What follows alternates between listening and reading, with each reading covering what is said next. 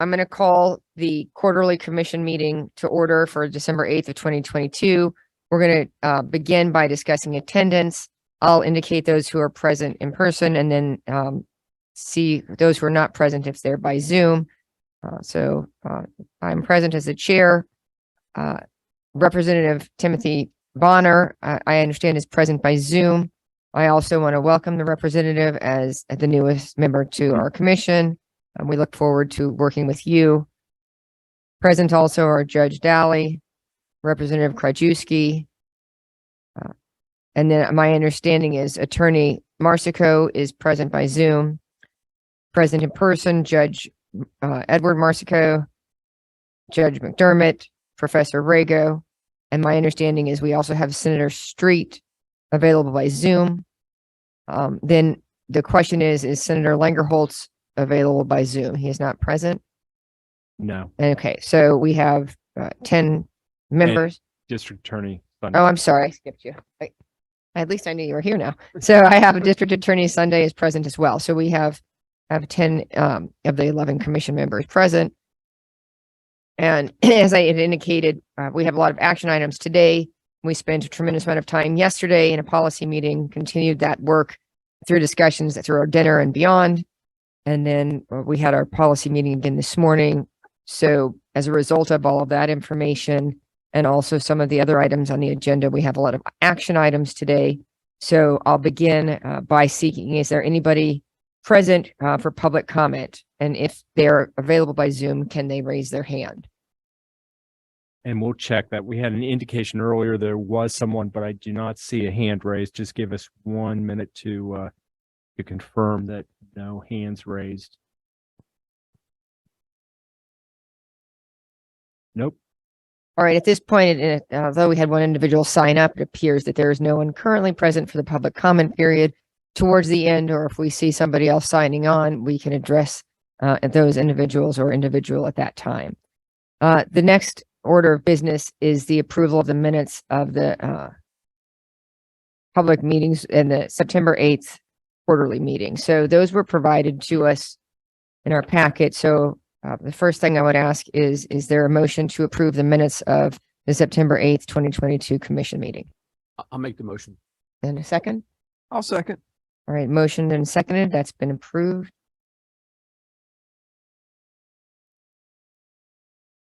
We have several issues under the Department of the Executive, Administrative, and Financial. So for that, I believe I turn that over to Mark, and we'll discuss some of these issues, or we can work in conjunction.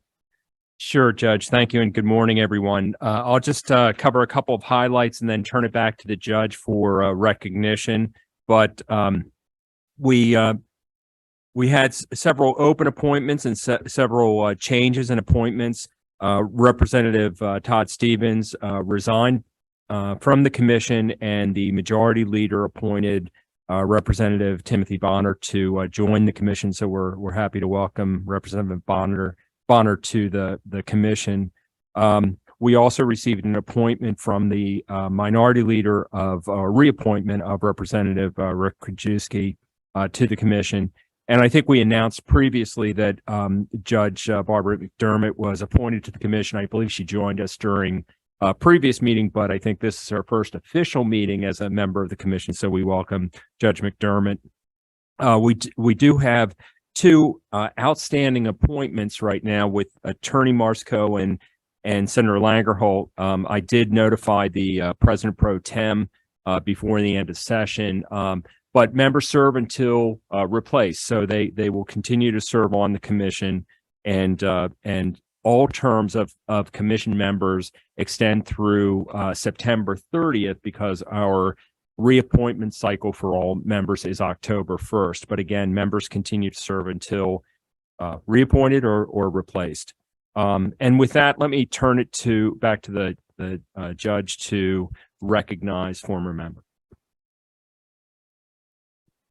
So at this point, I'd like to, on behalf of the entire commission, recognize Representative Todd Stevens, who served many years on the commission. I know when I first stepped on a few years ago, he was one of the go-tos in terms of just being approachable, knowledgeable, and informative, receptive. I continued to find that throughout our time together here on the board.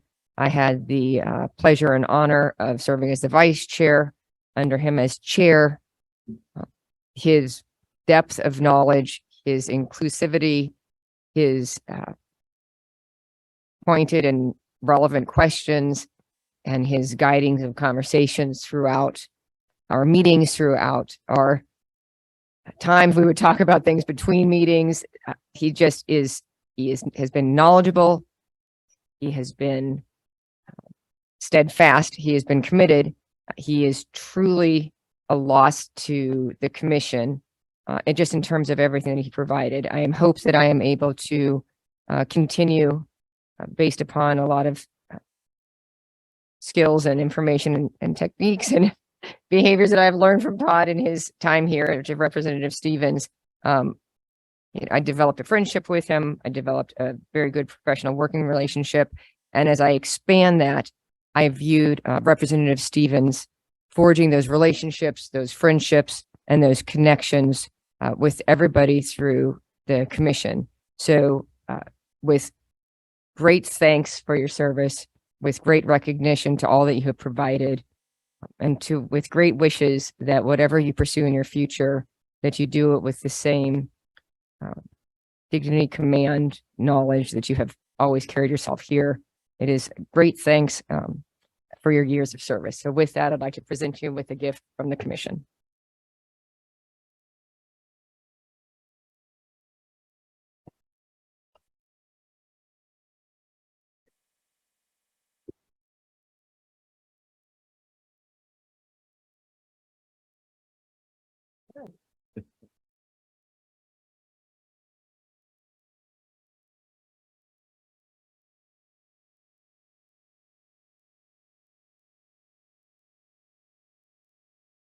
Yes.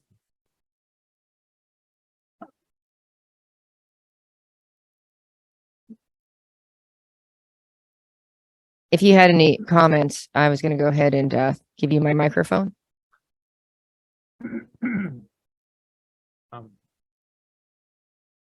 Open the clock. I don't even spelled my name right. Awesome. This is terrific. Thank you very much. So it has been, really has been an amazing experience serving. When I first heard, now Judge Reichley coming off, I was familiar with prosecutors, but work that does thought all the meetings had and had to go tough issue. You've navigated some really difficult and challenging members of this day and for which well,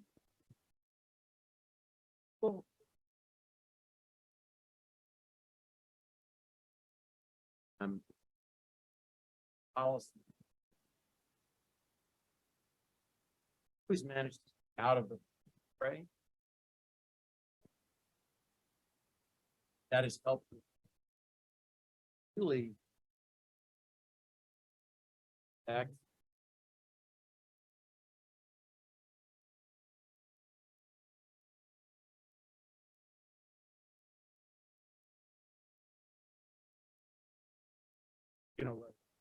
talking for guidance.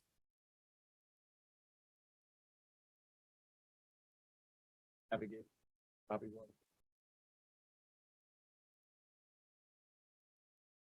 I regard in my thanks to staff here.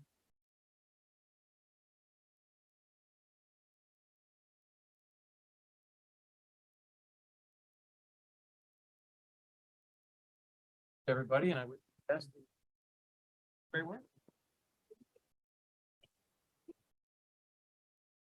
And keep in touch. I'd give you an email address, but I don't really, I'm unemployed and, don't really know where I can be found. But if you need me, look me up on Facebook.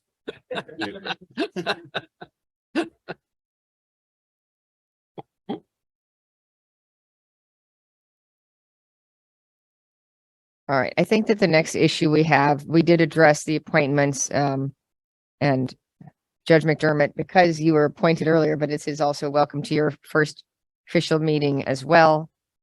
And then the next issue is the election of the vice chair.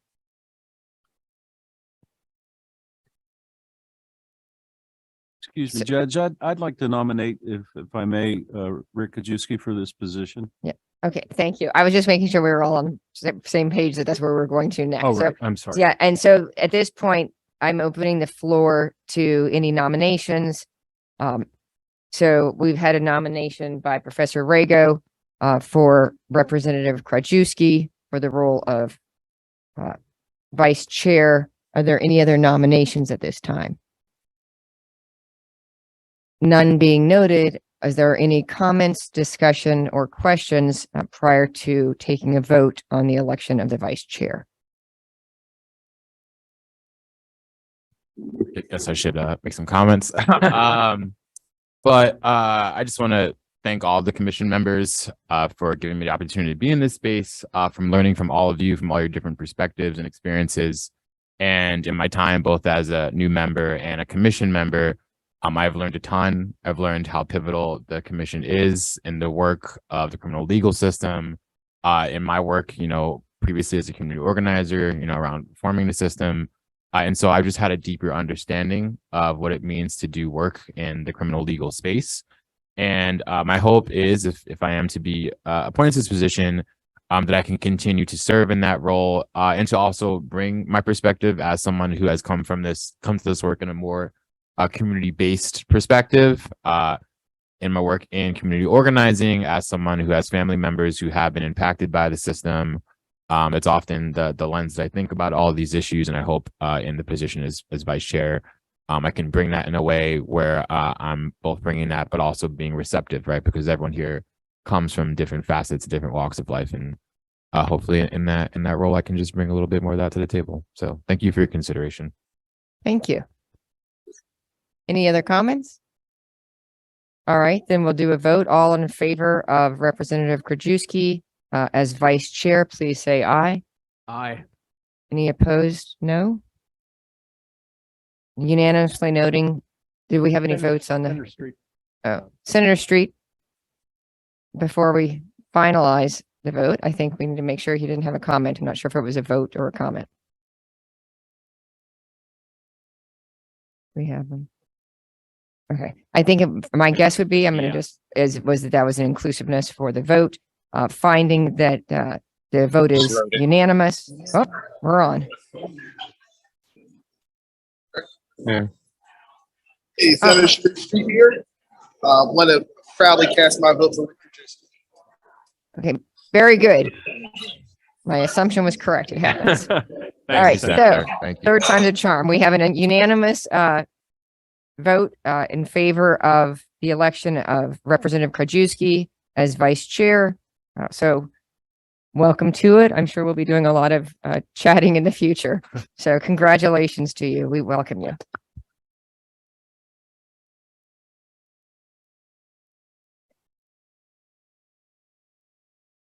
I think that was the next action item. So we're taking care of that. With regard to going forward next, I think you have some additional issues underneath the executive. Sure, Judge. Roll. Thank you. The next issue is about policies for governance or bylaws. And I reviewed this with Professor Mystic, and we've had some discussions. Let me tell you why we place this on the agenda for discussion and perhaps some action. The commission many years ago decided to adopt bylaws to just sort of codify the operations of the commission. And we haven't made many changes to it lately, but because of the reorganization of the commission, both in terms of the appointments that were changed and in terms of the staffing, it seemed like this might be a good time to do a little bit of tidying up. So regarding the organization, when we developed the bylaws or the policies for governance, the commission had staggered appointments, appointments by the governor, by the leadership of the General Assembly, and by the Chief Justice. And back in October of 2019, that changed. The appointments were changed. The appointing authorities were changed. And instead of having staggered terms, all of the 2-year terms commenced on October 1st. And that was October 1st of 2019. And so the cycle we have right now is 2-year terms based on October 1st of the odd year. But if you look at our bylaws were based on having a reorganization of the commission, the start of a new session. And that made a lot of sense too, except what that means right now is in March, we're scheduled to have a reorganization of the commission. And then in October, we may have new members. And so it might make sense to consider changing the reorganization of the commission, the election of chair and vice chair, to the meeting after the reappointments, so that we're on a 2-year cycle. So you're appointing a chair and vice chair for the 2-year terms of members. So that's one of the changes we discussed, and we would recommend to the commission effectively that Judge Bernstein as chair and Representative Krajewski as vice chair would continue to serve as chair and vice chair until the reorganization in December of next year. So they'd have a full year of service before they're up for re-election. And then the other thing is, when we recently adopted or entered into a new MOU with Penn State, and we reorganized the executive unit so that we have 2 deputies, and sort of redefined my position, the current operations for procedures sort of take into account there's just an executive director and a deputy, and now there's 2 deputies. So we should at least update that so that we have that embedded in the bylaws. But the other thing that has been the practice of the commission is that the chair and vice chair review the executive director and deputy director annually as required. So do a performance review. And if there's a vacancy, the chair and vice chair head the search committee for that. And that's the process we used when we hired Ryan for the 2nd deputy position. And that's the process that Matt and I have gone through for several years, a number of years now, in terms of our annual reviews. So the bylaws say it's actually a committee that does that, but in practice, it's the chair and vice chair. And if you think about it, you need it to be the chair and vice chair just for practical reasons, because the committee that has oversight are the legislative members and the chair and vice chair. And trying to get all those people together to do any of these things would be quite difficult. But in a practical sense, the chair and vice chair are the ones that decide a lot of these things. So I think it just helps to embed in the bylaws the practice that we have, which is the chair and vice chair doing that. So what we've provided in the materials, and then that I sent out separately or posted, is just a markup of our bylaws with those changes. And I'm going to take a moment just to turn to Professor Mistek in case he has any comments or suggestions. And then I'll ask Ryan to place the revised bylaws on the screen so that if you're so interested, we could move for those changes. Professor? Yes, the statute authorizing creating the commission is rather bare bones, and it does refer to the election of a chair for the commission. Some years ago, Judge Gary Caruso of Westmoreland County headed a committee that decided to present the commission with some bylaws, operating procedures, essentially. And he was prescient in some ways. For instance, we have the ability to participate in commission meetings remotely, which put us in perfect position when the pandemic hit. And with a statewide commission, it's probably important to have that kind of flexibility in any event. These items that the executive director has discussed are housekeeping matters. Essentially, they would bring the bylaws or these operating procedures into line with reality, with the way that we have been conducting business. So they're all fully within the law, and I fully embrace the executive director's recommendations. Thanks, Council. And so as we have displayed, the first change would just change the date for the election of the chair and vice chair to the first meeting following October 1st of the odd number year. Odd language, but I think that captures what we're talking about. And then Ryan, I don't know if you could page down.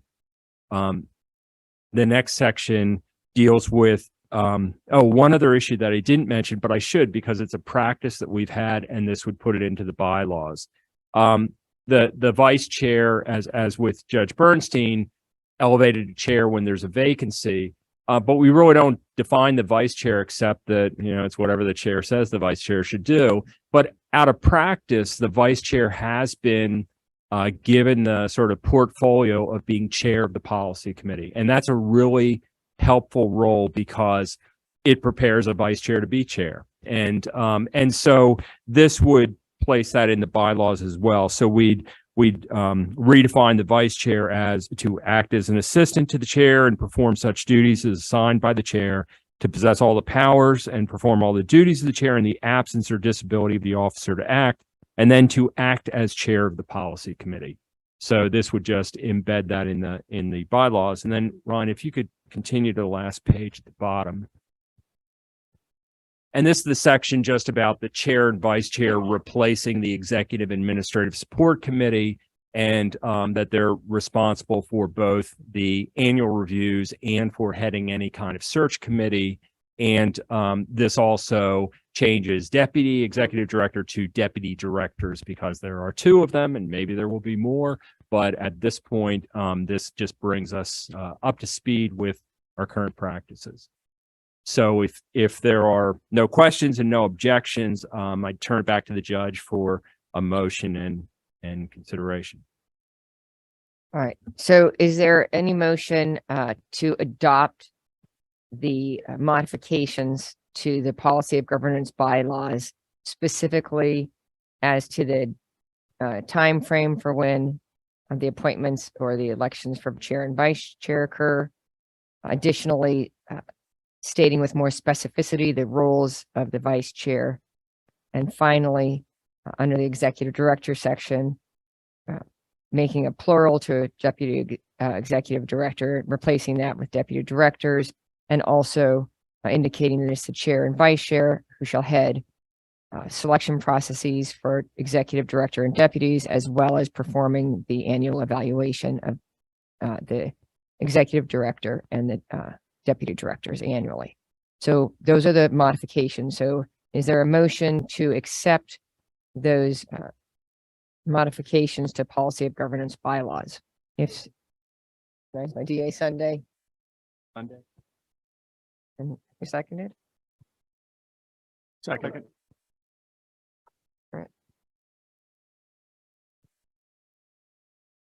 All in favor? Aye. Aye. Any opposed? No? Noting no opposition, the motion passes. Thank you, Judge. And so we'll turn to some other matters, moving over to the staff side. A couple things. One is, let me get my agenda so I can make sure I hit all these points. Apparently they're important. So there have been some staff resignations. As anticipated, I've submitted my resignation effective June 30th. Jawan Mitchell, our communications specialist, resigned recently, and Ryan can talk about that a bit later. And Kathy Dittman recently submitted her resignation effective, I believe it's June 14th, June 16th.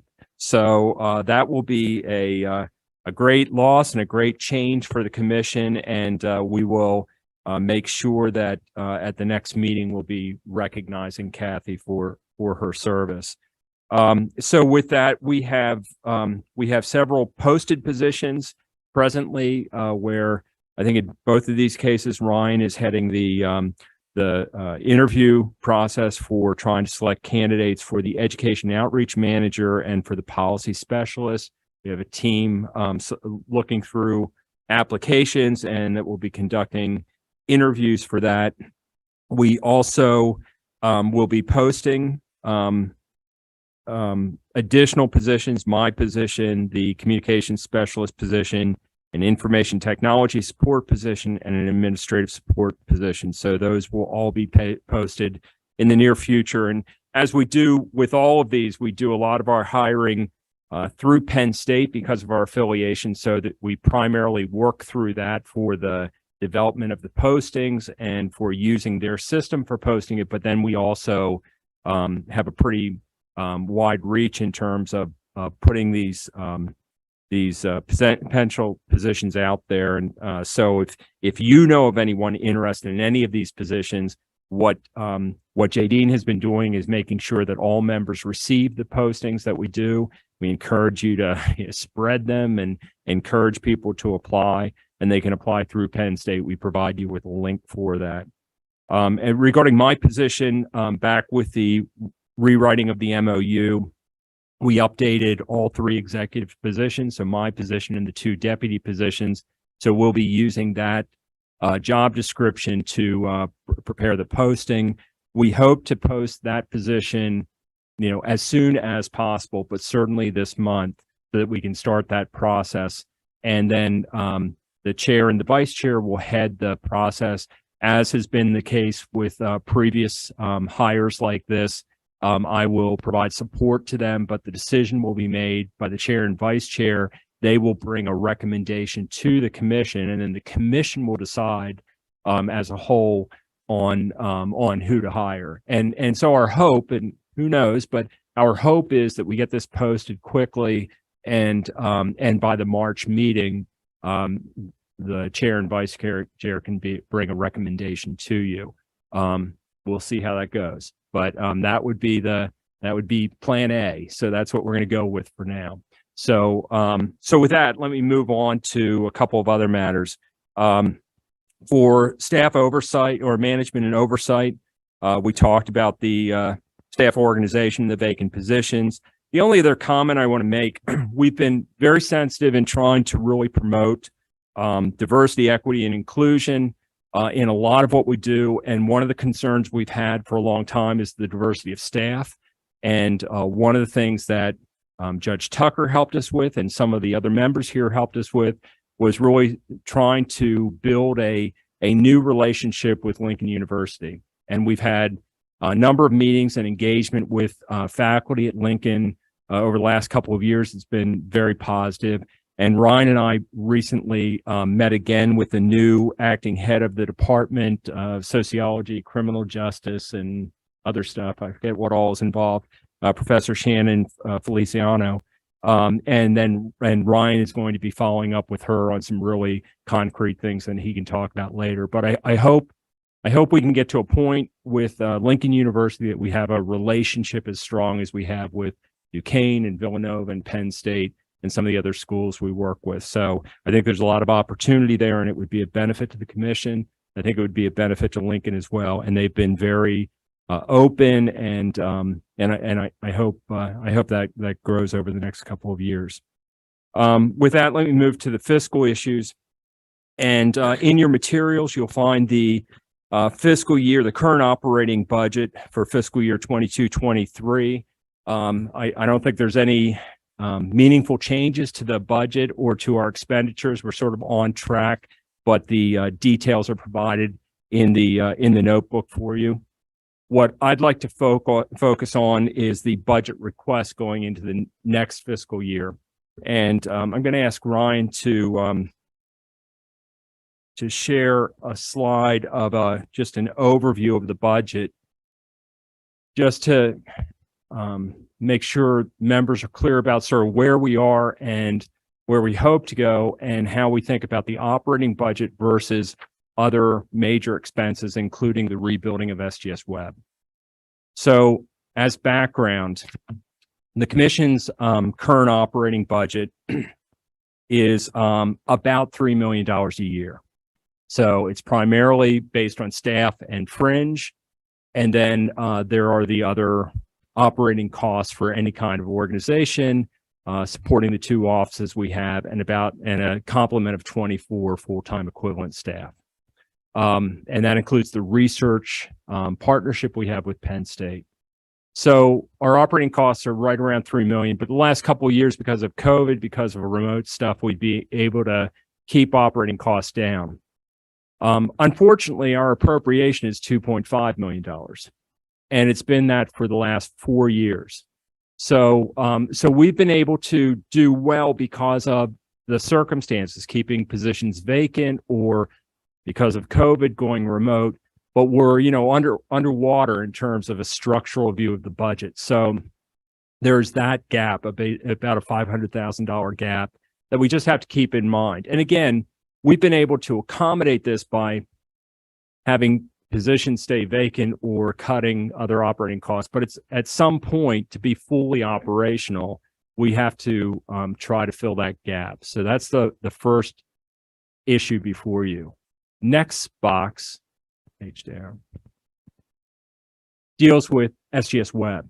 And we've talked about this for a long time about rebuilding the application, having to do it, how it's a mission critical function of the commission, both in terms of deploying the guidelines so that they're being used, but also creating a mechanism for the reporting of sentences to us for all the stuff we do with data collection and analysis and so forth. And so back when we started the discussion about building a new application, we estimated the cost at that time to be somewhere around $2 million to rebuild the application. And so we tried in a lot of ways to try to get that money, but one of the few and only ways that we found to sort of get the money that we knew that we needed was to link it to JRI 2. And some of you might recall, we had a JRI 1 too, where the commission received some funding. And so we use that model to try to, in effect, fund the rebuild of SGS Web. The problem at the start was we estimated the cost of $2 million, and the total amount of JRI funds that were authorized was $1.6 million. The second thing was we were looking for sort of a one-time deposit of that funds, and the funds were spread over 4 years at $400,000 a year. And the third thing, which happened with JRI 1 as well, is this is just an authorization. It's not an appropriation. So the first year that the funds were authorized, we received the full $400,000. This year, we received $152,000 of the $400,000. And if you recall, the JRI funds are linked to cost savings very specific to changes brought about by the reforms. And so during our last commission meeting, Dr. Buckland from the Department of Corrections indicated that the prospects of us getting even 152 next year are diminished because the cost savings aren't necessarily there. So now we have a project that we're hoping to launch so that we can actually have a guideline application to go with new guidelines, where the funding that was below what we needed at the start is now not even coming through online. So that's just a big issue. There's a big issue of that gap. Like, how do we, even with all this work that Christy talked about this morning, I think our estimate is still somewhere around $2 million for this rebuild. And we might be able to spread that over a couple of years because we're looking at different phases, but we're going to need a big chunk of that this coming calendar year to build that. And so I want to talk about the money we have in the bank, because I think part of this is arguing to the General Assembly, both on the operation side and for these like one-time investments, that there's a real need for this. But on the other side, also looking at the reserves we have and figuring it, if in the short term, just for cash flow, that might be an opportunity to use that to like cover the gap as long as it's replenished. So we'll get to the third box. Yes. And I think you just answered my first question. So all of these numbers, these are state appropriations. That's correct. And I'm glad you mentioned that, because in the past we relied heavily on federal funds, federal grants JAG funds, NCIC, a lot of different grant opportunities through PCCD. And I don't know, like 4 or 5 years ago, that dried up. And I've continued to ask, and in fact, as recently as a week or two ago, I checked in again with PCCD about opportunities, especially for these one-time like capital projects, these like rebuilding SGS Web. And there used to be NCHIP funding and other source of funding that were federal funds that, sometimes there was a match, sometimes there wasn't, but that was like the go-to for these discrete projects. And that just has not come through. So I don't know what the issues are, but I've pursued that, not successfully, but PCCD is investigating it again for us. And that could be really helpful, but again, it hasn't been so great in the last. Sure. So JRI is state funds, but that is sort of the same notion. It's like a grant for a fixed period of time for a fixed project. It's just not reliable and it's not sufficient. Yeah, can you explain the cost saving mechanism? Sure. And why that resulted in the reduction in Yeah. the So amount? the whole model for Justice Reinvestment Initiative, both JRI 1 that focused on basically DOC and the parole board, and JRI 2 that are much more about sentencing and those sentencing programs. The whole idea is that you build in reforms to the system, you enact legislation for those reforms, and the reforms have some very concrete targets, like we're going to increase the number of people that go into the state drug treatment program instead of regular incarceration. And the cost savings per person are X, and there's X number of people that, so the cost savings then go into a bucket, and then there's a distribution formula. And we're actually treated well in the distribution formula. It's, we get our $400,000 or some part of that cut. Office of Victim Advocate gets a chunk of money. I forget what that is. And then county probation and parole, to enhance their operations, get the third. I believe, as I understand it, this fiscal year, they got nothing. It's because there weren't enough savings to go beyond us where we had reduced and whatever OVA got. So it's just, unfortunate. I mean, I guess the good news is correctional population's down, and so there's not the savings being generated, but that doesn't help to, pay the bills. And so, thanks. So let me move to that next area of reserves. So a number of years ago, when the General Assembly went through a budget impasse, legislative service agencies, and we're one of about 10 of them, were left without funding. And at that time, the General Assembly decided that both bodies, bicameral, bipartisan, they all agreed to create a reserve account for each of the legislative agencies, so that if the budget was not enacted, there would be stopgap funding for like up to 3 months period of time for each of the agencies. So that was appropriated to us with the understanding that it's a reserve account. We're not supposed to be using this. And so we were given, I think it was $377,000 in that reserve account. And so we put that in the account in a reserve, and we didn't use it. And then the first time there was a budget impasse after that appropriation, the General Assembly actually appropriated some additional funds to all the legislative service agents. So we received a supplemental of $370,000 to get us through that gap. So the commission thought it was appropriate, because it was provided to us a stopgap, to also reserve that. And it also made sense in terms of inflation and growth of the budget and everything else to have a bigger reserve account if the budget wasn't enacted. And so we now have those two reserve accounts. So $747,000 in reserve that we basically don't touch, or that we use for cash flow problems. If we know a grant's coming and there's a timing issue, we tap into that, but then we replace it, sort of like the oil reserve thing, right? So that's what we have. So that's there. That's in our bank account. We have that, but we don't touch it. And so that's why I wanted to point this out, because it's not that we don't have any money. It's just that we have that reserve for like a rainy day or a bad day. And, but that may be a source that we could use for SGS Web or for filling the gap in operating costs or whatever else. We expect at the end of this fiscal year to have a balance in our operating count over all of the appropriations of about $360,000. So that certainly can be applied to the upcoming operating costs to get us close to a break even. So if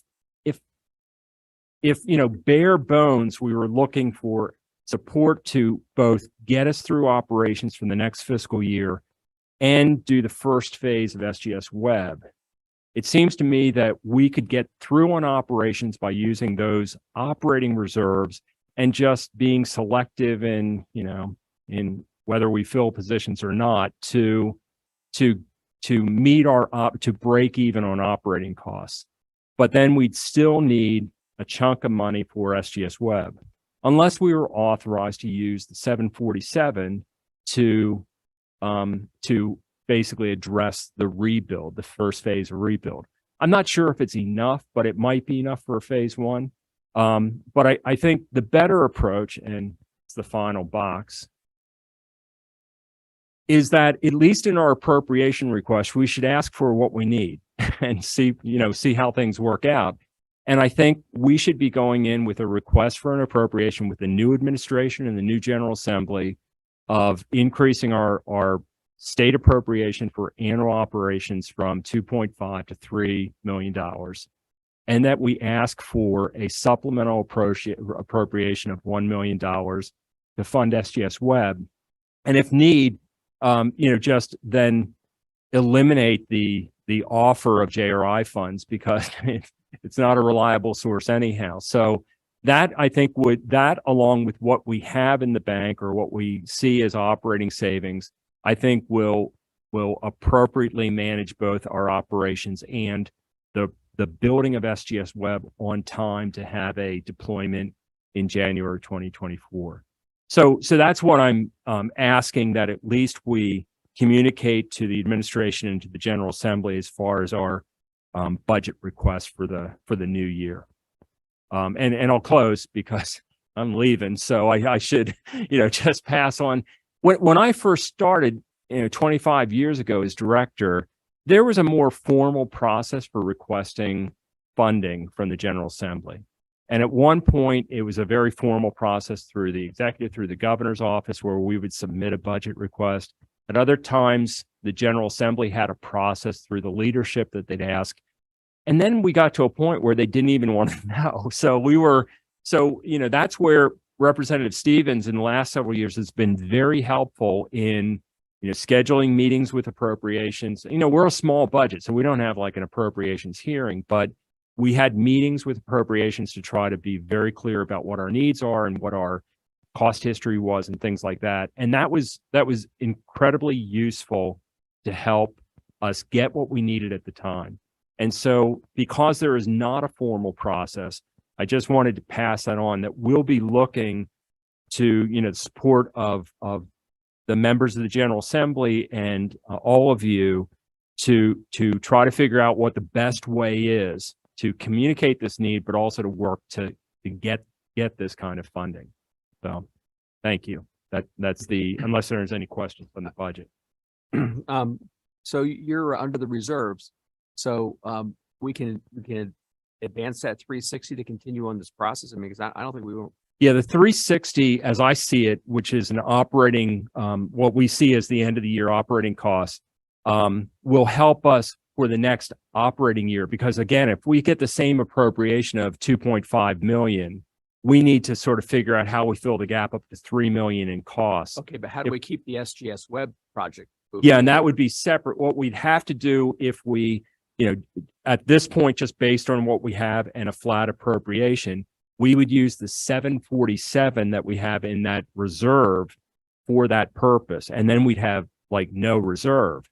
And that's why I'm saying that at best would be a cash flow issue. You know, they promise us, you know, $1 million in July, and we start to use this money now to get the project underway in January or February, you know, because we're probably going to be paying in parts along the way. Right, and you need authorization from anyone other than the commission to do that. No, just the commission, because there was nothing, in fact, even checking with other legislative agencies, especially for the supplemental, I don't think anyone's, you know, saved that as we did. With the other, I'm not sure, because it was so long ago and it was sort of almost ad hoc.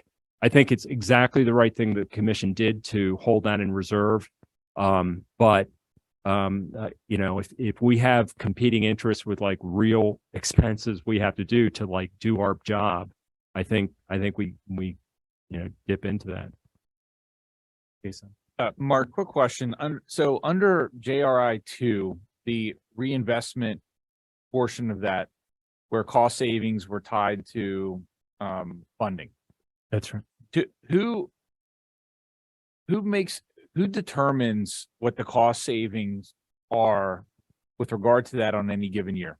Yeah, it's a combined effort. It involves the governor's budget office, and it involves the Department of Corrections. And then there's criteria that were established I think in the fiscal code related to the appropriation or the authorization that dictates what is this, you know, what can you use for cost savings purposes and how do you calculate it? So I think it was in the fiscal code when JRI 2 funding was authorized that they have the specifics of what metrics are being used and then how they drive the money out and how much is driven out. The thing that really complicated it, I think, you know, first it's actually, you know, worked pretty well. These programs are working pretty well. But if you think about how the whole system sort of crashed over the 2 years of COVID and numbers dropped and everything else, those drops in the correctional population weren't linked to cost savings because of those programs. They were linked to COVID. So you don't get any credit for that.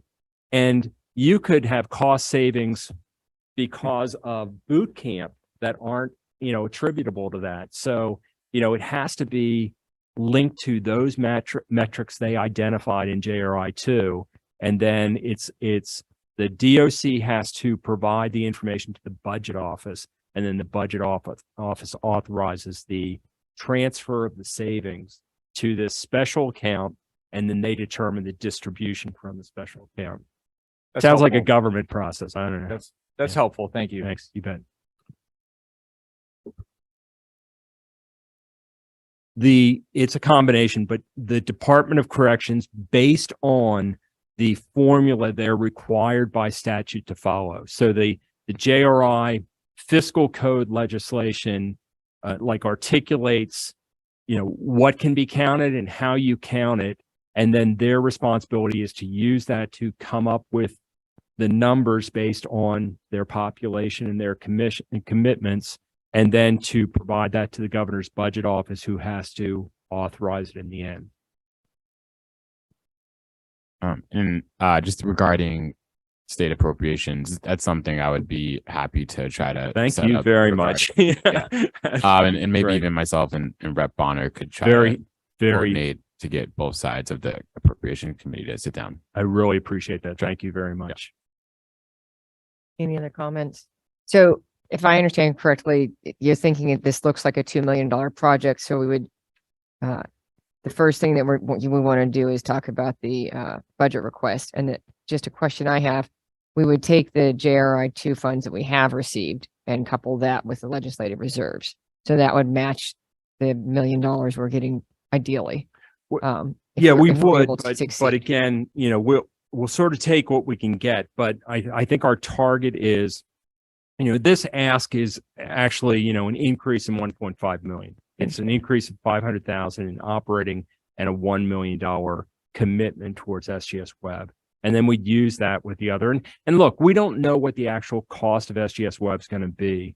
But we will, you know, when Christie does the RFP that we're going to be talking about, we'll start to get an indication of the cost of phase 1. And what I'm really focused on is, what are the costs during calendar year 2023? So do you want a motion or do you need a motion just to approve whatever, funds are available through JRI two appropriations and the legislative reserves to assist in paying for the building of the SGS web? Yeah, Or is I that think it could be premature? more general than that. It could just be a motion to support the budget request as outlined in the document that I provided in the materials. So the Okay. document we just Okay, so reviewed, we'll just if we incorporate could just get support for that, and then I can work with the reps and with others to try to facilitate that. But at least I know that the commission is supportive of that ask. So that's sufficient. Yeah, that would be great. Okay. So do you want to vote on that? Or Sure. a I'd- motion on it I'd or love just a, I love when you guys vote in favor of stuff like that. So I guess my Yes. question is, are we motioning it or is it just a Sure. request for support? I'd say a motion would be great to Okay, express perfect. your I'll put support. this together very smooth. So, is there a motion on the table, to adopt the, use of any reserves or funding in the assistance of the building of the SGS web at the discretion of, the commission members as necessary, to complete the project? Motion like that? Oh, anyone? I'll make that motion. Okay. Beautiful. Um, All right. Wow. All in favor? So who, that Judge Dow? I'm gonna go down. Okay, we'll give it to Judge Dowling and the second by Right. DA Sunday. Okay, Okay. thank you.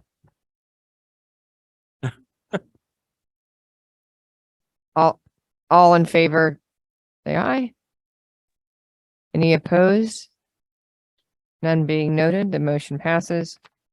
And then the second motion is there a motion for the approval of the 2023-2024 budget request? Moved by Professor Rago, a second. By Judge McDermott. All in favor? Any opposed? No opposition or being noted, that motion passes. Great, thank you very much. Thank you. I think that completes the fiscal issues. I'll turn it over to Dr. Kleiman for the Senior Deputy Director's report. Great, thank you. This past quarter, we were, or maybe even earlier, contacted by the United Nations Development Program to host a delegation of criminal justice actors from Kosovo. So working through with our partners at Villanova University and the United Nations Development Program, we hosted this delegation, which included the President Judge of the Supreme Court of Kosovo and a number of other judges and prosecutors from Kosovo. That program consisted of a workshop facilitated by commission staff. Kosovo currently has guidelines that are voluntary, but they were very interested in issues related to our SGS web and the way that we collect and assimilate data, the analysis that we provide to see how the guidelines are actually working in practice, as well as the training programs that we have. So we had a full day workshop with Professor Chanison and commission staff. We also had 2 site visits that we conducted with that program, one to the Montgomery County Court of Common Pleas and another to the United States District Court for the District of Columbia, where the delegation sat in on sentencing hearings, met with judges and prosecutors and defense attorneys to hear about what was going on in those sentencing hearings, but specifically how the guidelines inform the decisions and the parameters of those hearings. And finally, we met with U.S. Sentencing Commission staff in Washington, D.C. as well. So I think that was a really great illustration of the partnerships and the way that we were able to leverage through our MOU with Villanova to set up that collaboration on the eastern half of the Commonwealth, as the delegation was very interested in not only hearing about Pennsylvania, but also the federal sentencing practices. Yeah, and if I could just put in a word of thanks to the Montgomery County Court of Common Pleas, but particularly Judge Carpenter. He was incredibly gracious. He did some cooking, I think, for them. They were generous with their time, and they just went out of their way to offer anything that would be helpful to that delegation, and spending a lot of time with them, arranging court hearings for them. It was it was really impressive. It was impressive to see and to, participate in, but also thinking of it from the point of view of this delegation, they got, just a, full suite of, the full view of how the court operations worked. It held Montgomery County in very high regard, but it was great for the delegate. Thank you. Great. And I would just like to provide also an update on our partnership with Penn State University through our MOU. As you know, we support a number of postdoctoral scholars. We also are sponsoring visiting scholars and graduate students. So in this cycle, we've hired 2 new postdoctoral scholars. The first is Christopher Thomas, who got his PhD from John Jay College of Criminal Justice. He is our new racial and ethnic fairness postdoctoral scholar, and he's working on a number of projects currently, notably continuing the efforts of our previous postdoctoral scholar on thinking about how to impute or deal with missing data as it relates to race and ethnicity in sentencing data that we have, specifically related to Latinos that are often missing in our data as a designation for ethnicity. So a number of disciplines are dealing with a similar problem, and there are some methodological solutions to impute these at an aggregate level to allow us to do specifically issues related to disparity studies, but also some of these racial and ethnic impact statements that we're required to do with new legislation or changes to the guidelines. Second is a new postdoctoral scholar named Yu Du, who goes by Dorothy. Dorothy got her PhD at the University of Florida, and Dorothy has hit the ground running and really done a great job in investigating what has gone on in research related to domestic violence pretrial risk assessment since the commission sort of paused on that a little bit when COVID began in March 2020. That was sort of our last investigation. Specifically, she's looking at any new validation studies that have occurred for different tools, if there are new tools in this space. Our tool that we've recommended as the model tool, ODARA, how that's been either implemented in new jurisdictions in the United States or across the world, but also about validation studies. We also have I'll mention quickly, 2 dimensions to that we're interested in. Is that tool was designed for violence specifically as it was against from a male to a female. So we're exploring if there's any extensions for genders in related to that or same-sex interpartner violence. And then we also bringing in another dimension about how child abuse might connect to this as relates to this prediction tool. So we hope to have a memo by the new year that we're going to share with the executive director and then get his guidance on how to move forward related to that tool. Secondly, she's also going to be extending the preliminary analysis and evaluation of the pretrial risk assessment tool that we had done. If you remember, we did a very early examination of the use of that tool in practice, where we saw that in fact it's still a normal distribution of scores, but we wanted to get a sense of how judges in practice were using it to recommend additional information prior to sentencing. So we're going to be extending that analysis this winter into next spring with Dorothy. And then just briefly, I want to talk, give you an update on our visiting scholars. We continue to engage with Professor Reese Hester from Clemson University. Professor Hester was a former deputy director here in Pennsylvania at the Sentencing Commission, so he is very familiar with our practices here in the Commonwealth. So he continues to provide guidance and give us guidance on the development of the 8th edition guidelines, but also the research and data analysis staff on the impact analysis and how we would start to think about what the impact is if we were to implement the 8th edition. And I think getting the correct parameters and finding out how we're treating prior record score, then once that's finalized, we can move forward with some of these impact analysis. And then 2 other just noteworthy pieces with Dr. Hester is he continues to work with staff. We're doing an investigation of the impact of COVID, specifically on sentencing practices here in the Commonwealth.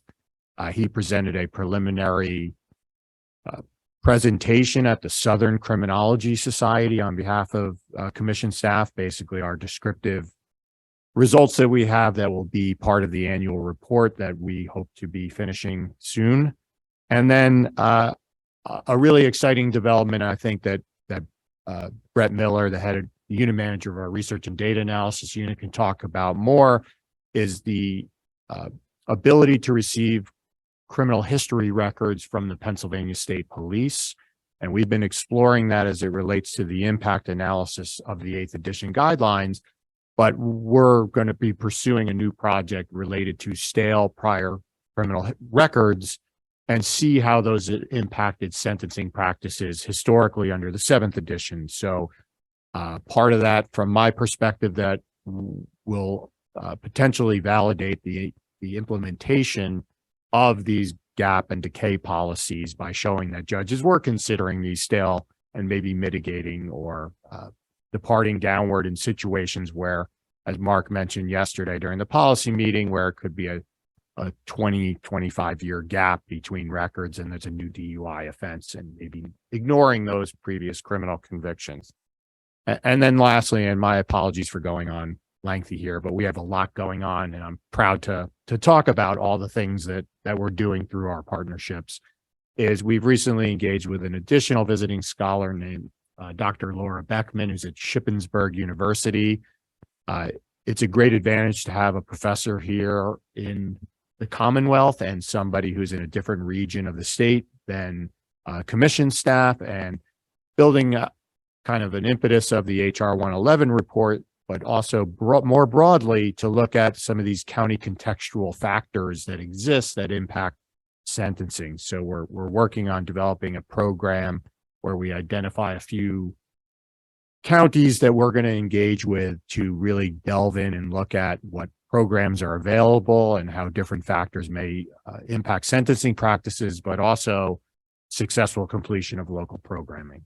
So again, sorry for the lengthy discussion, but I'll turn it back to Executive Director Bergstrom. Yeah, and I'll just lengthen it some more. But so I just wanted to mention two things that Matt didn't mention. First, he talked about studying the impact of COVID, and as you know, that from a sentencing point of view, from a lot of other points of view, looking at the year 2000, 2001 is really critical for us to understand what happened and what kind of impact it had on the system.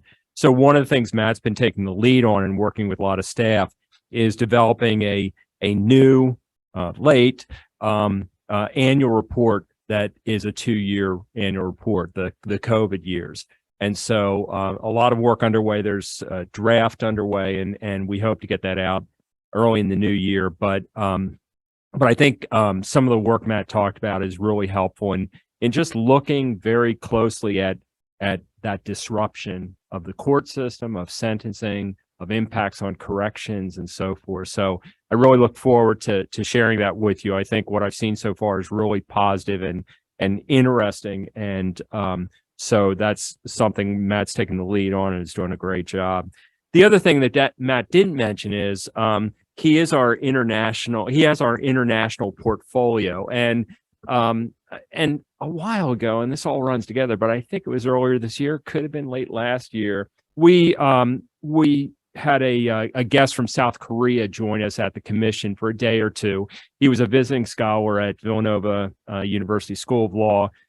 We knew him from over the years because of work he was doing in South Korea with sentencing guidelines. And so Professor Park and his wife joined us for a couple of days in State College, talked to some people at Penn State and so forth. And as sort of an extension of that, Matt was invited to South Korea recently for about a week, right, to participate in programs and discussions there. So if Matt looks tired, it's because he's probably still jet lagged, but I think it's a very impressive thing that not only have we had the opportunity to partner and engage with practitioners internationally, but that based on that experience, Matt received an invitation to go over there and participate in programming there. So again, he has our international portfolio moving forward. Kosovo, Tunisia, South Korea, and wherever else. Okay. With that, let me turn it. I guess we're moving over to applications and information technology. I thought about making a motion so the chair could accompany on those Oh, going forward, but we'll move on. So application and information technology. So we'll turn it over to Christy. All right, I'm way over here. Hello. It is. Can you hear me? Okay, I'll stay close to it. Good afternoon, everyone. So in the interest of time, I'm going to mostly focus on the rebuild of the SGS web application to keep up the theme from this morning and what we've been calling the Next Gen project. So this morning, JMT presented an overview of the work that they've been doing to develop an architectural blueprint for the future of SGS Web. So that blueprint kind of provides the framework and the foundation for us to start rebuilding the application. Our engagement with JMT has concluded. So assuming that we will have the funds, and it sounds like there's a good chance we will, we've drafted an RFP to find a vendor to partner with on the implementation effort. So that draft of the RFP is in the supplemental meeting materials starting on page 78. The project described in the RFP kind of covers that first phase of the rebuild, which, as I mentioned this morning, would kind of focus on those core functions and what I consider the foundational building blocks of the application. So the sentencing, resentencing, and risk modules that support the 8th edition guidelines, shifting the application to be more offender-centric, streamlining case creation, improving search and navigation features, and then implementing any administrative functionality that we need. And then we do envision future phases that aren't covered by the RFP to enhance the functionality and add modules down the road. So Madam Chairman, we do have an action item that's related to the RFP. So we are seeking approval to publish the RFP for the Next Gen development. So is it to release or publish?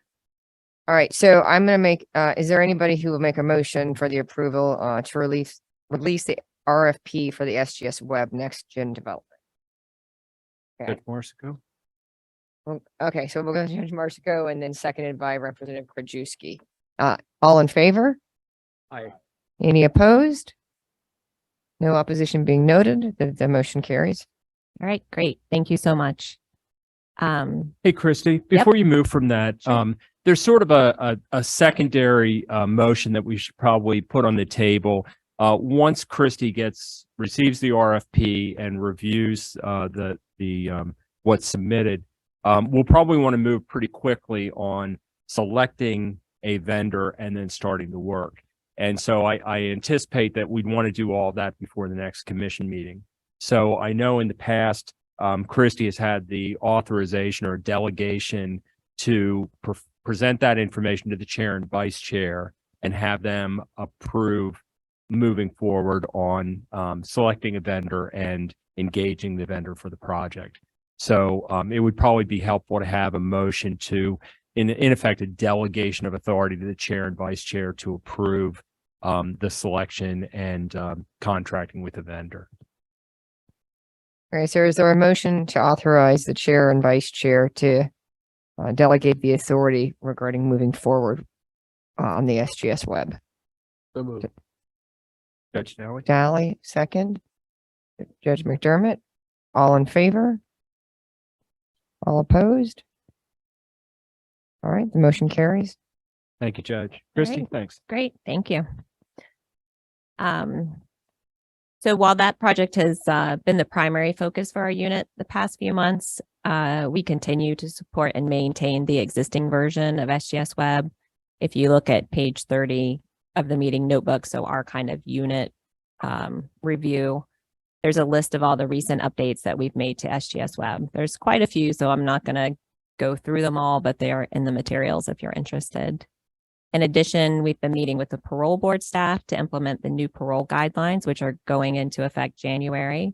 So the parole board staff really have been doing kind of the lion's share of work to implement the guidelines, and that effort, at least from what I can tell, is going very well on their side. And I believe they are on track to start using the guidelines in January. I don't think it's going to be January 1st, but I was talking to Deb and she said it would probably be mid-January when they start using it. And then lastly, if you're interested in SGS Web usage numbers, the Senate's submitted report is available in the supplemental materials on page 93. So that's all I have for today. Unless there are any questions, I will turn it back over to the chair. All right, thank you so much. Any questions or comments? All right, we're going to move on to the research and data analysis with Brett Miller. Thank you. Yeah, I just want to start by announcing the hiring of a new research analyst, Ted Greenfelder. Ted is currently a PhD student at Penn State's criminology department, working on finishing up his dissertation. And so he brings obviously a lot of education and a lot of great experience to the commission. We're excited to have him as part of the team. Another benefit of having Ted on staff is that we are now back up to our full staffing levels for I believe the first time since before the pandemic. So back in September, we went through a lengthy list of mandates and projects that the unit is responsible for. So having full staffing obviously allows us to meet all of those mandated projects much more easily. Next, I just wanted to provide one short update on the HR 111 VUFA analysis. Earlier this year, we conducted a full review of firearms offenses and prosecution practices in the state. Back in October, the executive director and deputy director provided the final analysis and final findings to the House of Representatives and provided our recommendations as well. We continue to look for opportunities to extend that research and move it from a statewide approach to more of a localized jurisdictional analysis. We're working with our visiting scholars to explore opportunities there. Ryan will talk about this more, but we recently finished our certification of compliance analysis. So the research and analysis portion of that is really looking at the court records for all of the sentences imposed in the year 2021, and then comparing the sentences that have been reported to the commission to determine the level of reporting of each of the counties within the state. We're happy with the results. I believe the statewide reporting average was 92%. And we did see a lot of improvement from a lot of individual counties there as well. Another of our mandated projects is an evaluation of the short sentence parole program at DOC. This is one of those JRI 2 programs that Mark mentioned earlier. And the idea of the short sentence parole program is to allow low risk, short sentence inmates at DOC the opportunity to be released at the completion of their minimum sentence. So they would be released on presumptive parole, meaning that there's no parole interview required. And the hope is that this will save administrative costs with the parole board, as well as result in a reduction of prison bed days by releasing these inmates directly upon their minimum date, as opposed to waiting for their parole interview and parole release. We'll be working to conduct an 8th edition sentencing guidelines impact analysis. Obviously, we have a lot of data on the 7th edition guidelines, but in order to recreate the 8th edition guidelines, in order to make that comparison, we're actually not able to use our sentencing commission data for that purpose. It actually requires an offender's full criminal history in order to reconstruct that prior record score for the new 8th edition guidelines. So something we've been able to do is work with our new partnership with PSP. We've established a good relationship with them where they've been able to provide us with full criminal history records for all offenders who were sentenced in the year 2019. So when we combine all this data together, we have a full database of about 50,000 offenders who we have full criminal histories for. So in our impact analysis, we'll be applying the rules and definitions from both the 7th and 8th edition guidelines onto that universe of data. So again, about 50,000 individuals. So we'll be able to essentially construct the guideline grid and recommendation for 7th and 8th edition for each of those individuals. Hey, Brett, just for one comment related to that. Brett and Matt have both talked about just the really positive efforts with the Pennsylvania State Police. We've always been able to get rap sheets from them, but the big difference is the nature, sort of the automated nature of getting them. The format the rap sheets were in and the number or the batches of rap sheets were really limited and took a tremendous amount of work on our end to sort of consume and use the data. So Brett working with PSP over the last couple of years, I think, has really developed a whole new process whereby the information we're getting is much easier to use and we have more batches coming in more readily. So as he said, a $50,000 rap sheet request is much easier to work with and use for our research than it used to be. So it's credit to Brett and also to PSP and really doing a great job with that. The other thing that we've talked about in the past that I just wanted to update you on is that for a moment in time, the commission had access to NCIC III, so federal and state rap sheets, because we worked with Congress about a decade or more ago to get an authorization for sentencing commissions to have federal access. And that lasted for about 5 seconds when we tried to do it. So we were the first state agency that was able to have access through the FBI for all of this. And then a second state agency tried to do that, and the FBI reconsidered and took away our access. So, but we are now engaged again with Congress in trying to sort of put in the fix, because the FBI is not resistant; they just aren't sure they have the authority. So it's one of those things that we have to continue to tweak some of the federal legislation, and so we are working with some of the other state sentencing commissions and with the Senate of the United States Senate to try to get that fix in. So it could be one of these days we'll have that access again, but it was great while it lasted. But we'll try to get that back and we'll report back when we do. Thanks, Brett. Yeah, and to add to Mark's point, one downside of using state police records is that we'll only be able to evaluate Pennsylvania criminal record. So we can't include out-of-state arrests as part of this impact analysis. Our hope is that because we're using the same records for all individuals, it'll still be an apples to apples comparison.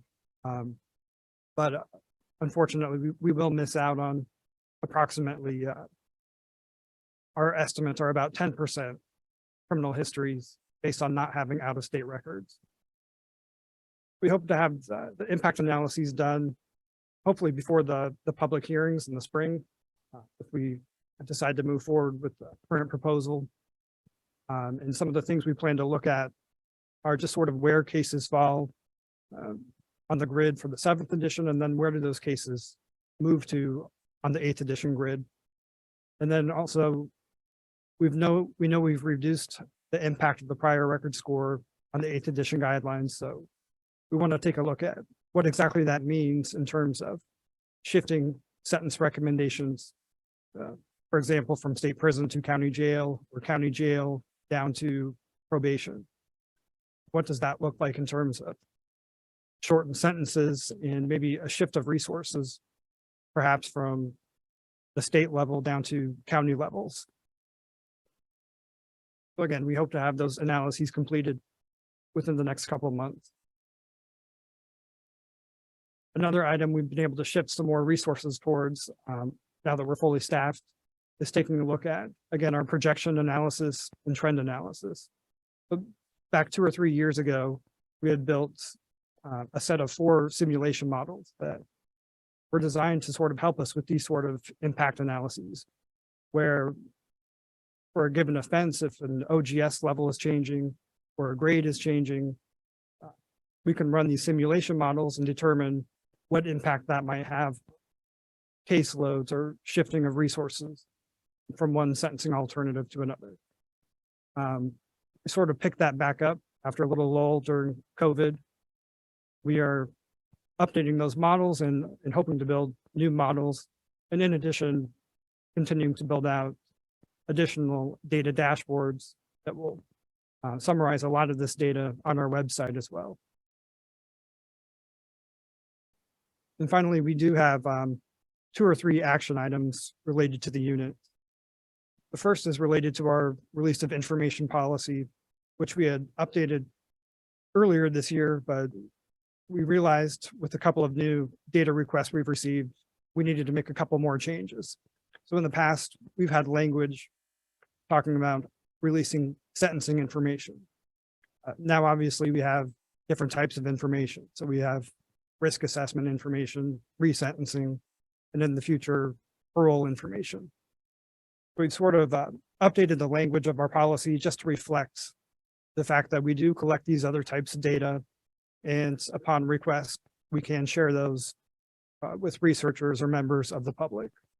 Yeah, Brett, and on that point, Ryan has shared the screen where we show the document where we do just a modest change to the release of information policy. I reviewed this with Professor Mystic and some accompanying forms. The bottom line is for data that has not been released by the commission yet, this would authorize staff with the commission approval to share those data with a researcher collaborating with the commission. And so this language and the accompanying requests all fit together. So what we're looking for is a motion just to approve the change in the release of information policy. And then we're going to try to move this along quickly. So then Brett will just ask you about approval of 2 specific requests. But first, is there a motion for the approval of the update to the release of information policy?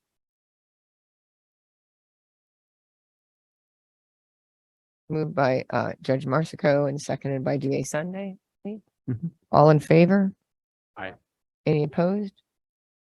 All right, motion carries. And then will we have Brett discuss a little bit about the data requests for the specific individuals? Yeah, so we do have 2 specific data requests that sort of led to this change. The first is actually the first request we've received for our risk data on our pre-sentence risk assessment. So we have Ms. Dasha Pruss is a researcher at the University of Pittsburgh. She's requesting information on the risk assessment to determine how often the instrument is being used by judges, and how often it's influencing their decision. So initially she had requested the full risk data set. I think we've sort of determined that the risk data is of such a private nature that we determined, put together an aggregated report that sort of summarizes some of those results. Just looking at the usage again by county, by judge, and then looking at when extra information was ordered and when the judge made notification that that had an impact on their decision. So the Okay, so yeah, Go ahead. Judge, this would be a motion to approve the request by Dasha Pruss of University of Pittsburgh. So any motion for the approval of the data request for Dasha Pruss of the University of Pittsburgh? Judge Marsico, seconded by Representative Krajewski. All in favor? Aye. Any opposed? Motion carries. And then are we ready for this mission from? Final one, Brett, quickly. And then the second request is actually our first request for resentencing data. So we've been collecting resentencing data, I believe, since 2017. Okay. This request is a request for the raw data of all resentences from 2017 to 2019. So is there a motion for the approval of the data request regarding specifically Scott Lawson? Motion by Representative Krajewski. Any second? Seconded by DA Sunday. All in favor? Aye. Any opposed? Motion carries. All right. Thank you, Brett. And I think we're ready to move on to the education and outreach with Deputy Director Myers. Thank you. Just give me one moment to get the slides back. Sure.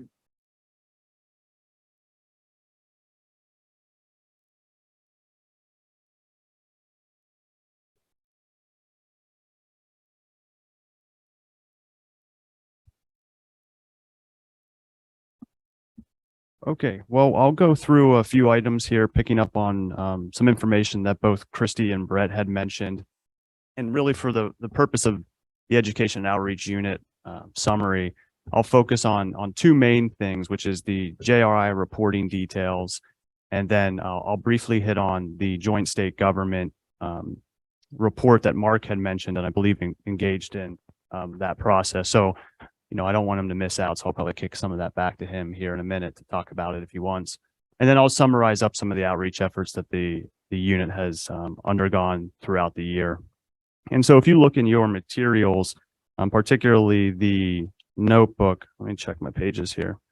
In the supplementals, page 100 through 105 is the information around the JR2 reporting.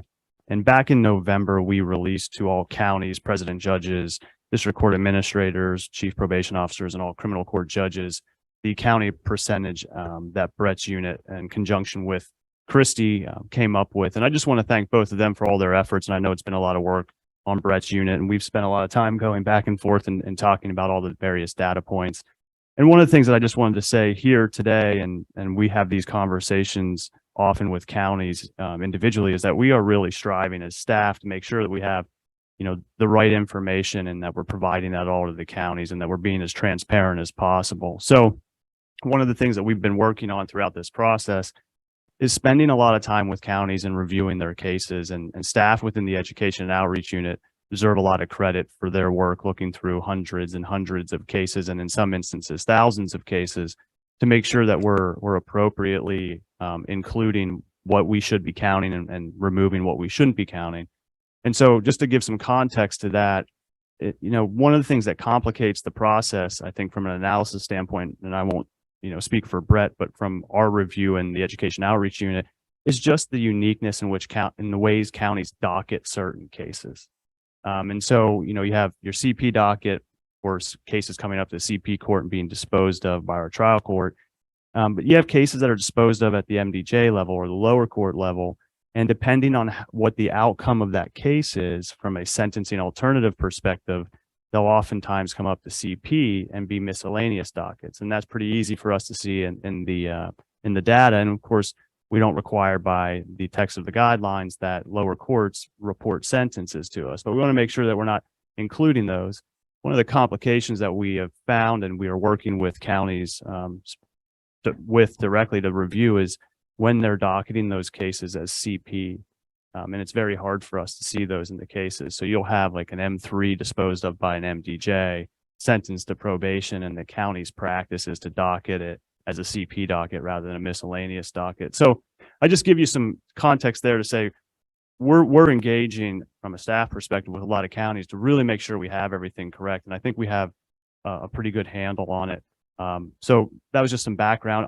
To pick up on what Brett said, I think we saw 62 counties exceed the threshold that the commission had set of 85%. And so a couple of years ago, there was a lot more that we were concerned about. And so that's a big lift, and staff deserve all the credit there. And that's staff of the commission and also staff of the counties. And for those 5 counties that didn't meet the threshold, we're engaged directly with them right now. And I think we're confident that we should see compliance from a reporting standpoint by all 67 counties and looking back at 2022 data. So I say that now, and I'll talk to you in about 6 months. But if you look back to where we were in 2020 and where we are right now, I think we're moving in the right direction. So I don't know that I have much more to say on JRI2 reporting, other than to mention that we will be engaging in our next round of reporting and review in January of next year, looking back to 2022 sentences. And just so as a reminder to members, staff will be coming to you with information next year about the actual certification of compliance for counties. And so we've been sort of hyper focused on the reporting because we need counties to report before we can review. But there are some compliance protocols that you previously approved, some initial protocols. And we'll be working over the break here to bring some more information back to you next year so we can just review and remind everybody of where we stand. And then we'll have, some timelines ready for you on what we'll be presenting next year. Do you want to say anything on that? Yeah, Judge? Brian, do you anticipate this reporting to fall off because they are right to I do that. Yeah, There's thanks. no incentive. Shh, Judge, did we mute that? No, it's just, well, thanks for raising, and we've received some phone calls, about, if you're not making the percentages and so forth. But one of the things that I try to remind counties of, and I guess it depends on how you look at the statute and the act. I think you can read it broader than just the JR or just the, county intermediate punishment funding. And so I think the encouragement is, hey, make sure it happens. But the other part of it is JRI 2 funding is one aspect, but county intermediate punishment funding is a different funding bucket of money. And so the certification certainly would impact CIP grant funding. And so regardless of JRI 2, they still need to be reporting. So they would be at jeopardy for losing the CIP. Right. And so but it has been raised by a number of individuals. And I just do remind them that, well, the CIP funding is what we're really focused on here. And so make sure that you're getting into that 85%. Yeah. Okay, I'll keep moving here. And the next thing was the joint state government report. And you can find an excerpt of that report on page 153 through 154 of your supplementals. And I'll raise it here and then Mark can pick up on anything that I leave out. But one of the things that Mark had mentioned yesterday during the policy meeting was this task force looking at children pornography offenses. And that's the way it's labeled right now. And if you read the report, there's some recommendations, 5 specific recommendations, one of which is to change the labeling of what that offense. But the last recommendation 5, specifically looks to the commission as well as AOPC and the District Attorneys Association about training and informing prosecutors, probation, judges, just about this offense and in particular the commission sentencing enhancement. And so I wasn't intimately involved in this process, so I'll certainly ask Mark to talk about it. But one of the things that came out of it is that there's an underutilized enhancement. And I think Mark highlighted maybe a couple of potential reasons for that yesterday. And one of the things certainly we could do out of the education outreach unit is provide more light to it. We have talked a lot about it over the years. And I think just from a practitioner standpoint or working with practitioners, one of the things that we see is how cases are charged and the commission sentencing enhancement. And so I'll stand corrected from Mark here in a second, but the enhancement, the way the commission adopted it, focuses on having a number of images. And sort of there's like a floor of so many images to receive the enhancement. But a lot of the ways we see the charges the offenses being charged when we're dealing with practitioners is that they're doing a single charge for each image. And so it's the way our enhancement currently would apply. It wouldn't apply in those instances because you need to have more images. So it's not like the total aggregate images of the entire docket. It's how many images on a certain count. So I'll give it to Mark here for a second if you want to add anything to that. But I know that's a question that the unit receives pretty regularly. Does this enhancement apply in this instance? And if you read the text of our enhancement, it wouldn't apply unless you met that threshold. Yeah, that's correct. And the task force that met, and this is the large task force headed by PCCD and I think the State Government Commission, looked at this from a number of angles, but one of them was law enforcement and prosecution policies, and then separately sort of sentencing and community supervision policies. And I think the point that Ryan made is a good one, that the real focus was, I asked explicitly about recommendations about our enhancement. I said, and we gave presentations on how the guidelines work, how the enhancement works. And the group did not provide any recommendations for changes to our enhancement. But what they recognized was what we recognized, that it's not used in many of the cases where it should be used. And Ryan mentioned one point, which To some degree, you can argue that it's because of how people are charged that might have an impact on whether the enhancement would apply or not. But more importantly, it just wasn't being used a lot of times. So the focus was on trying to improve education. And that would be collaborative education with prosecutors and with the AOPC and with the commission. So I think that was a really positive thing. But the other thing that I think ties into everything we've talked about the past 2 days is just making it easier, building a system, building the guidelines so it's just easier to apply. And so that's what we're doing with the new guidelines and with the new web application, really trying to make this much easier to draw it to the attention when you're preparing the guidelines and then to capture it when you're coming up with the recommendations. So I think we're on the right path with it. So thank you. Question, Mark. Yes. What triggers the enhancement? The enhancement is there are a bunch of categories for the enhancement. The starting point is the conviction under that section of statute. And then there's an enhancement that gets to the number of images. And as Ryan said, the threshold is 50. And then we had come up with, as a commission, a numeric that relates clips, recorded clips, video clips with number of images, so that we had a sort of a crosswalk on that. There's the age of the victim depicted and the nature of the offending that was depicted. So there's a lot of those kind of factors, and it gets pretty complicated, but the legislation, I think, had 3 categories of enhancements. We had to build them all into the requirements. Thanks.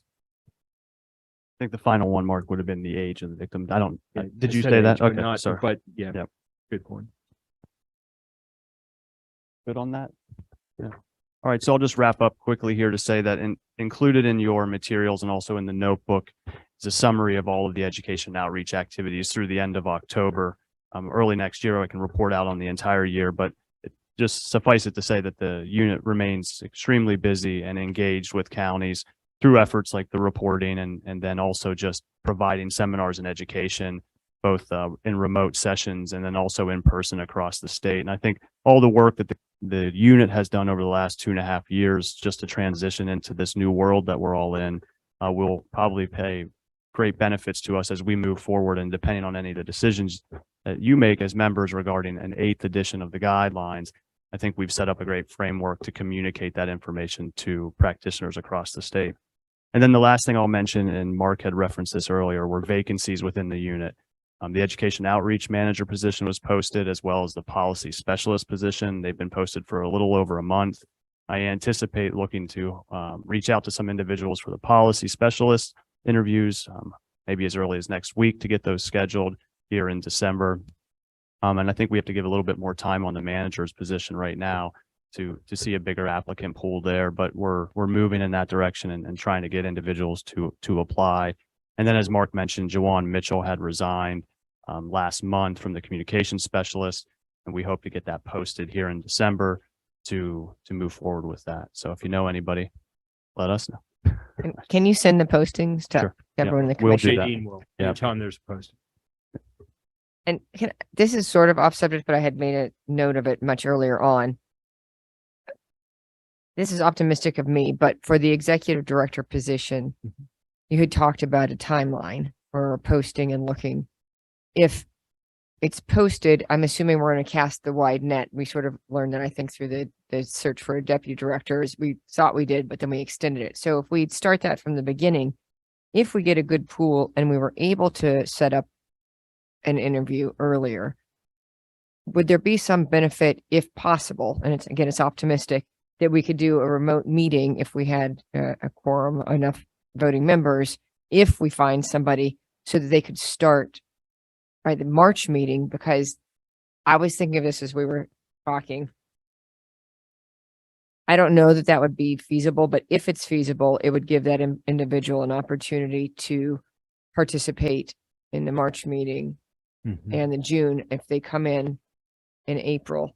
So it might be too optimistic of or Yeah. speedy of a timeline, but if that were possible, is that something we could do? We can certainly do that. We can publish a special meeting of the Okay. commission and do it remotely and all that. So we've done that before. We can do it again. We'd need, a couple weeks because we publish in the bulletin and the timing for publishing a document is. I knew it was So- fast, just as we were Yeah. sitting talking. I Well, just we made could that certainly note. do that. And we have, started going through the process with Penn State to get authorization to post a number of these positions, including my position. So I think either we have that permission or we expect to have it on next week. But do we have it, Jadine, or for me, for my position? Well, there we go. Okay. So, right. But we have our job description that we just did with the MOU, which the university has. So, so we can work on that. We'll hope to get that posted. Well, we will get it posted this month, Right. and then we'll take it from there. And if we need a special meeting, we can certainly I appreciate arrange it. that. I know You we're bet. going tight on time, so Yep. I'll move us along. Great. Thank you. Deputy Director Myers, you're all done? Okay, so the last issue we have, issues are the largest, but we've already spent a tremendous amount of time on them, which should facilitate a pretty quick action, at I least in hope getting so. a motion. So I'm going to turn it over to the Executive Director for the policy support, but I Right. think we have a pretty good command based on the materials and the conversations That's we've great. had. Great. Thank you, Judge. And yeah, we're coming to the hopefully the end of this. We've been working on the sentencing guidelines since 2014. So I hope we're at a point where we can move towards adoption. I did want to point out a couple of things that are in the packet that we didn't spend a lot of time on, but that you've had in advance. So I just wanted to put it on the record. In the supplemental materials, starting at page 190, is the list of OGS, list of offenses. And just to explain the information that we have there, this is the list of offenses we use in the current guidelines, but we've added some columns. We put in place what the current OGS assignment is for these offenses. We put in place the OGS assignment we had under the proposal we published in January, and then we put in the proposal the current recommended OGSs, and the current ones are what we would publish for purposes of public hearing. The second thing that we included in this list was what we called prior record score values. So basically, we talked about 4 categories of prior convictions or adjudications. The top one was crimes of violence. The second group was serious offenses, was felony 1s, felony 2s, and then certain felony 3s and M1s that were firearms, sex offenses, or danger to person, right? So those 3 were in that second category, serious offenses. Third category, all other felonies. Fourth category, all other misdemeanors. And so as a shorthand, we provided in all of these lists what the prior record score value is. If you had 1 prior of that weight or similar weight, what section of the what prior record score category would be in? If you had 2, you had 3 or more. So we can replace that just with the 4 categories to do that. But I just wanted to explain that's what we have there. Staff spent a tremendous amount of time going through all of these. And again, during public hearings, if we hear there's specific offenses that should be changed, we'll bring that to the commission. But I think we've tried to honor the rules that you put in place to put all of those in place. So that's effectively table B1 and B2, the listing of offenses. Table C is the list of omnibus adjustments. I'm sorry, enhancement adjustments. So we said we're changing the policy. We'll have all of the enhancements and we'll just identify the number of steps that you increase when the enhancement's present. So those are all in there. We've talked about these before. The only thing we didn't discuss, and we're not going to discuss today, is that staff had identified some additional things for consideration, like for an enhancement that had a lot of different values that you could add on. Is there any kind of cap that you'd put on that? If in our guidelines right now we have a cap, we're going to put the cap in here.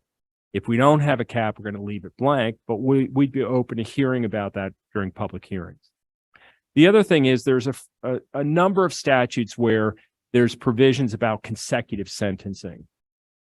If that's required by statute, we'll list it. If it's not required by statute, we won't list it. But there may be some circumstances where thinking about consecutive sentencing as part of the enhancement makes sense. And there's one place where we will be doing that, and that's that new requirement we have for DUI. When it's a fifth or subsequent DUI, that will be the enhancement the commission uses. It'll be a consecutive sentencing provision. It's just, it increases the OGS value. So that's something that we'll build in. But otherwise, it is as we've discussed. And the final thing I'll mention, I talked about this yesterday, but I just want to point it out in case you're checking your book. There's two tables marked D, D1 and D2. D1 is the BUI penalties. D2 are the DUI penalties. It's a rebuilding of how we do the assignments for DUI and BUI. And it's all about having the mandatory minimum drive the initial assignment and then enhancing it if the grade allows you to go higher than that. But otherwise, it's exactly as we described. But there were a lot of changes to the DUI statute. And so we've incorporated all of those into this table. And that is why table D2 has 10 or 12 pages, because the DUI statute is pretty complicated right now. But I think we've covered all the details there, and I think it's ready for public comment. So with that, I have 3 requests for motions. The first one is related to the sentencing guidelines. Staff would request that the commission consider approving for public hearings sentencing guidelines as presented with 2 specific changes. One, in section 303.6 E1IE, which is the list of reasons for aggravation or mitigation, that we remove E, which is victim induced or facilitated misconduct. The second recommendation or change would be by including or adding a level G, which has 2 assignments, G1 for murder 3, where we will use the base assignments from OGS 24, meaning a 0 prior record score of 72 months to the statutory limit, and all other assignments from OGS 24 with the statutory limit replacing the upper range. And then for G2, murder 3, victim less than 13, using OGS 27 as the base, which would be a 90-month minimum term up to the statutory limit, and all subsequent prior record scores would reflect that base plus the statutory limit as the height. And then just for consistency and ease of operations, we'll convert all of the H categories to H1 through 6. So we'll have for G, G1 and 2. For H, we'll have H1 through 6. And those will be the murder 1, murder 2, and murder 3 ranges. Otherwise, what is published is what we would ask to be able to have the commission approve and us take to public hearings. Okay, with that, first, I'm going to ask for a motion for the approval of the modifications to the 8th edition sentencing guidelines for public hearings, as well as the scheduling of those public hearings. Is there a motion? Representative Krajewski, is there a second? Okay, second to DA Sunday. Any discussion? All in favor, say aye. Aye. Any opposed? Anyone online? All right. Good. Great. None in Thank you. opposition, so that is approved. And since you mentioned the public hearings, let me just give you the framework because it applies to all 3. The statute requires that we publish the any kind of proposals in the Pennsylvania Bulletin, and then hold hearings no sooner than 30 days and no greater than 60 days after publication. So assuming, and we can submit the information to the Pennsylvania Bulletin, by the middle of the month, we could target a publication date of, which is always a Saturday, of Saturday, January 7th, which would make the start of the public hearing window, the 30 days or greater, being February 6th of 2023. and the conclusion of the public hearing period, March 8th. March 8th is the day before the first quarterly commission meeting that we're going to be voting on. So that Wednesday, we could have a final public hearing in Harrisburg. And then Thursday, we could have the quarterly meeting to decide whether to adopt or change or move forward. So the window fits, and that's the same window we would use for sentencing, resentencing, recommitment. So, okay, so moving on, then the next action item deals with the resentencing guidelines. Staff is recommending that the resentencing guidelines be approved as submitted and published for purpose of public hearings. Make that motion. Judge Dowling, Second, any discussion? who was second? I'm sorry, Oh, Judge Judge Marsico. Marsico. Any discussion? None being noted. All in favor? Any opposed? All right, motion carries. Thank you.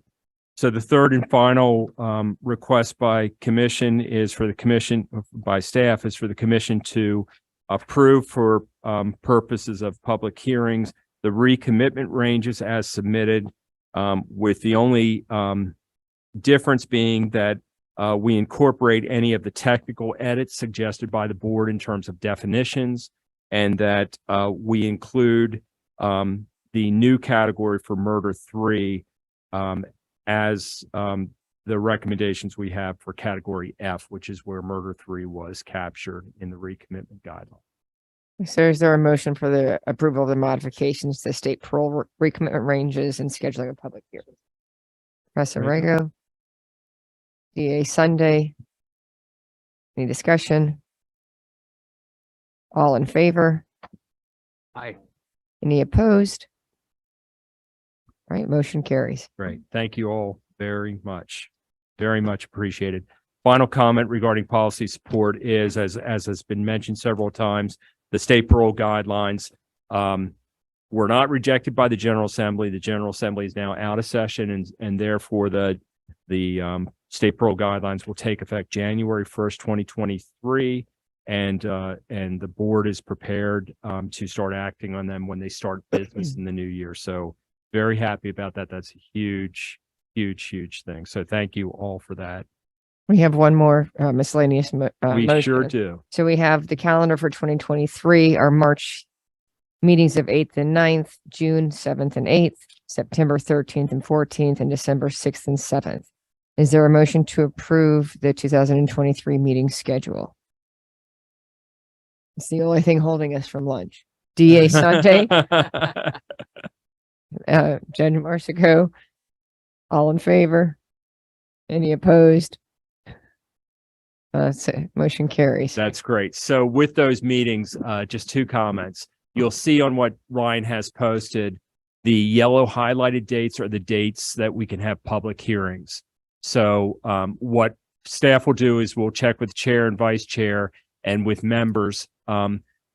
We always, I mean, with this scope of hearings, we will have hearings definitely in Philadelphia, Pittsburgh, and Harrisburg. We will also, as been our practice recently, hold hearings with the State Department of Corrections via Zoom and work with the DOC on that. And then we are open to scheduling other public hearings. So if there's members have an interest in hosting or suggesting a site for a public hearing, let us know and we'll work on the calendar to get that out. But I'll need to submit to the General Assembly, to the Pennsylvania Bulletin, all of these drafts in the next week or so. So we'll have to move pretty quickly on identifying dates because we have to publish the dates of the hearings. We have to make sure the sites are available. And then the final thing is you'll see the circled dates for the commission meetings. I think they're all circled. Oh, yeah, they're there somewhere. But just so that you know, the March, June, and December meetings are in Harrisburg, and the September meeting is traditionally held in State College because of the affiliation with Penn State and the ice cream. So with that, first, on behalf of all staff, thank you very much, and best wishes for a really happy holiday, safe holiday. We'll see you in the new All right, year. so meeting is adjourned.